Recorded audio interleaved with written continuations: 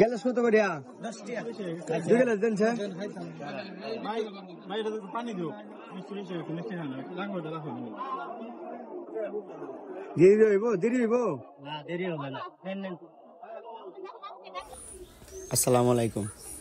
আচ্ছা, আমার একটা প্রশ্ন, আমরা যে এই শরবতটা কিনা খাইলাম, আসলে এই বরফটা বানাই কিভাবে? এই বরফটার মধ্যে কি ময়লা পানি নাই? অবশ্যই আছে, তা আমরা না দেখি খায়ালাই। হ্যাঁ, ওই যে বরফটাতে যে ঠান্ডা পানিটা বানা, আসলে কি বলবো, মানে আমরা লোকেই আসলে ভালো না, যেটা আমরা জানিয়া জুনিয়া খাই। মানে এরপরেও তো আমি একটু থেকে চেক করুন লাগে।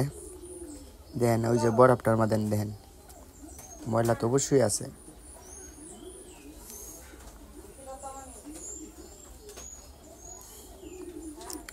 আচ্ছা, যাই হোক, সবাই একটু দেখে শুনে বুঝে খাবেন, যেটাই খান। ওই বরফটাও তো ময়লা পানি দিয়ে বানাইছে, না হলে কলের পানি দিয়ে বানাইছে। ময়লা তো অবশ্যই আছে, এগুলাই, বুঝছেন।